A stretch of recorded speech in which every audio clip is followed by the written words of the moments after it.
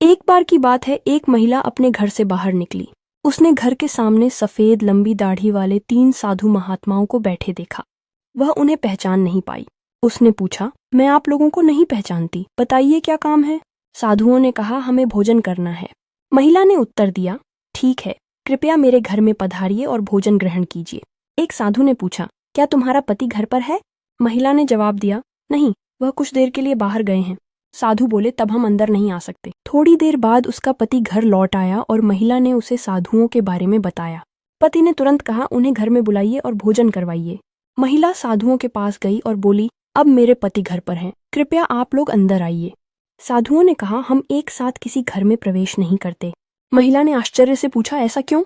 मध्य में खड़े साधु ने कहा, पुत्री, मेरी दाईं ओर खड़े साधु का नाम धन है, बाईं ओर खड़े साधु का नाम सफलता है और मेरा नाम प्रेम है।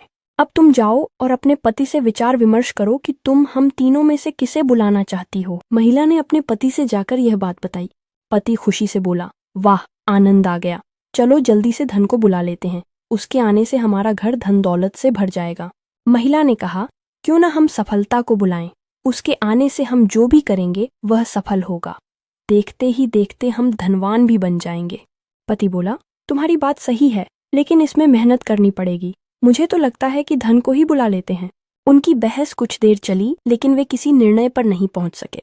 अंत में उन्होंने तय किया कि वे साधुओं से कहेंगे कि धन और सफलता में से जो भी आना चाहे वह आ जाए। महिला साधुओं के पास गई और यह आग्रह दोहरा दिया।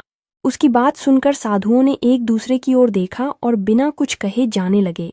महिला ने पूछा, आप लोग इस तरह वापस क्यों जा रहे हैं? साधुओं ने कहा, पुत्री, हम तीनों इसी तरह द्वार द्वार जाते हैं।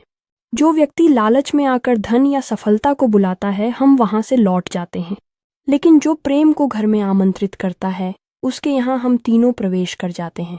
याद रखना, जहाँ प्रेम है वहाँ धन और सफलता की कभी कमी नहीं होती। यह सुनकर महिला और उसका पति प्रेम को अपने घर बुलाते हैं। प्रेम के आने के साथ ही धन और सफलता भी उनके घर में प्रवेश कर जाते हैं। इस तरह प्रेम ने उनके जीवन में खुशियों और समृद्धि का संचार किया।